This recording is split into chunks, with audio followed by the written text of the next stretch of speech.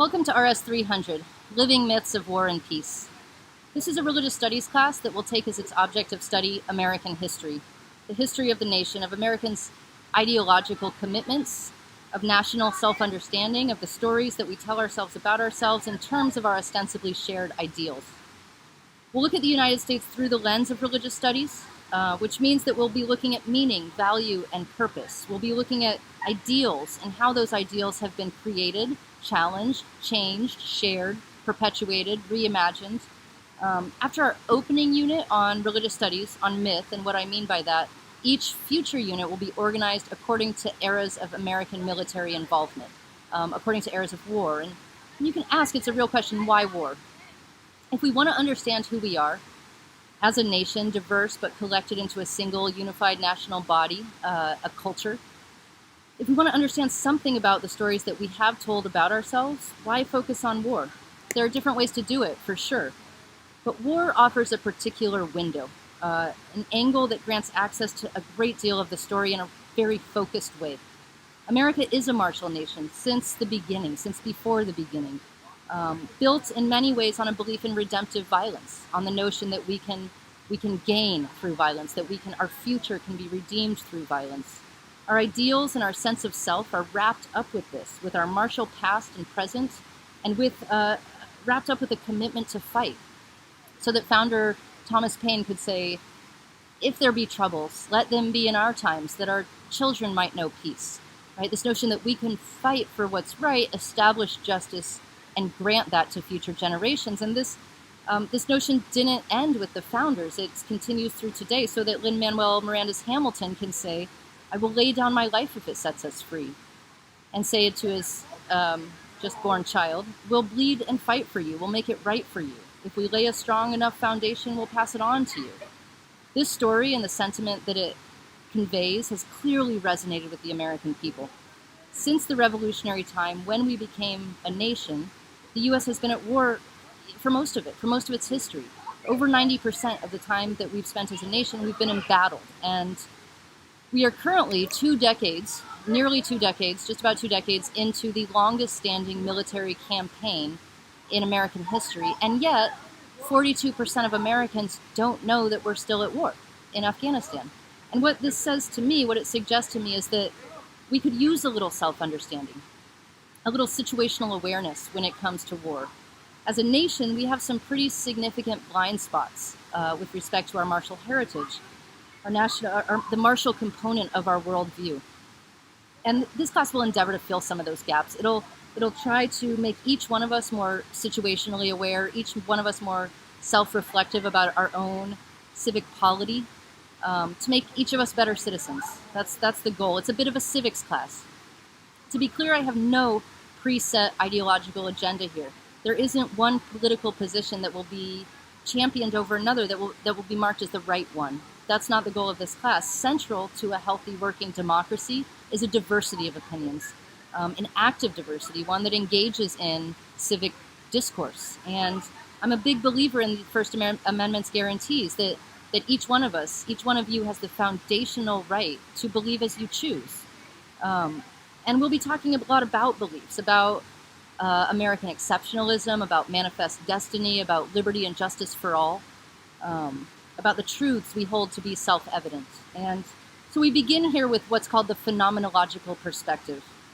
This is a stance that religious studies as a field of study has developed for looking at beliefs, at worldviews, from a more or less objective angle.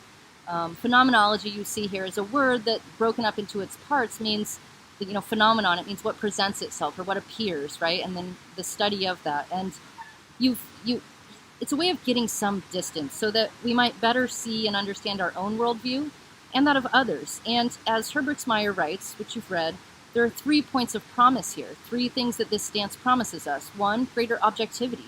2, a greater sympathy with those who believe differently from us so that we might be able to engage in actual, meaningful, productive civic discourse, right? And then also greater self-criticism regarding one's own traditions. If we can get just a little bit of distance, we can see our own selves, see our own culture, see the myths that we hold dear as not given, right? But found and created and developed, and something that we can actually say, I choose to believe in this, right? It's not something that the universe has given me as a blunt fact.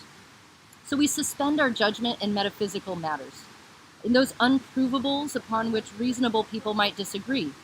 Which brings us to a central concept of this class, a vocabulary point. In classical Greek, there are two words for word, logos and mythos. Logos is word as verifiable and falsifiable fact. It's like gravity and 2 + 2 = 4. It's the kind of words that you can prove. Mythos, on the other hand, is word as authoritative pronouncement. It's true because it's compelling. It's true insofar as it's compelling. When it ceases to be compelling, it's no longer considered true by the culture. So the ancient Greek myths of the time during which this language was current isn't something that anyone finds compelling anymore, for the most part, right? That Zeus controls the lightning bolts that cause fires, and that if there's a fire, you need to go assuage Zeus, is not something that people function on these days as a working mythos, right? The greater stories, the meta stories underneath it, those tales, what they teach us as humans, those things remain current. We still read these, but as a truth, right? The specifics are no longer held to.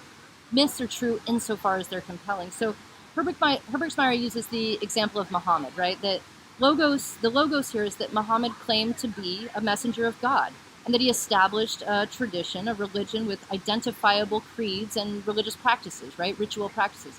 That's verifiable. What's logos about, or what's mythos about this? What's mythic about it?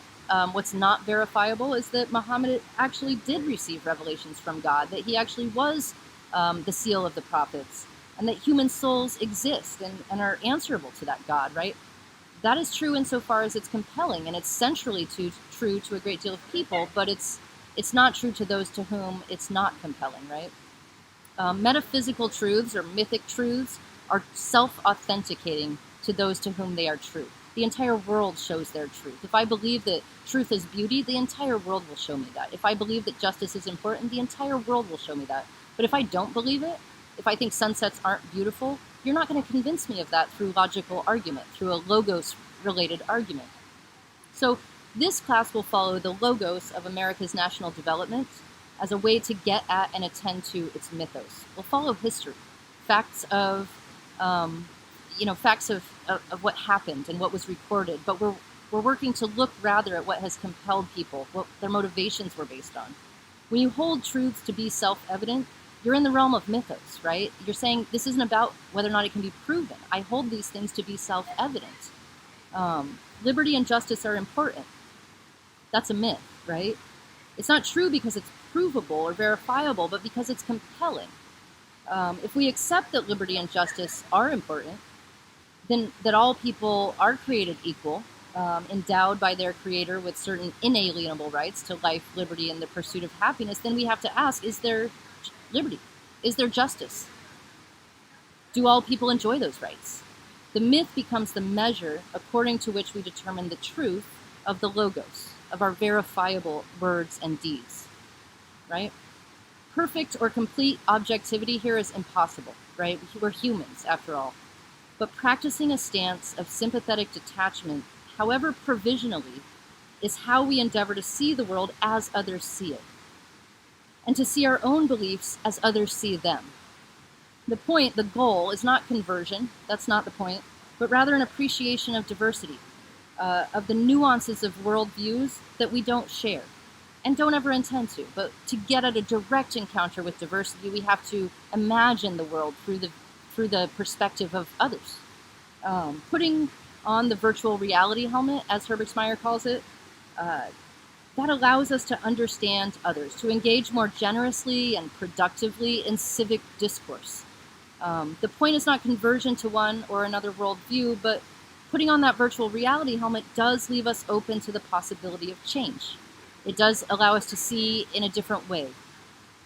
So in the next lecture, I will run through some of Doty's insights regarding myth, and to bring us to a clear sense of how we'll understand and approach myth throughout the rest of the semester, living myths, as we see them enlivened and infleshed by the history of the United States.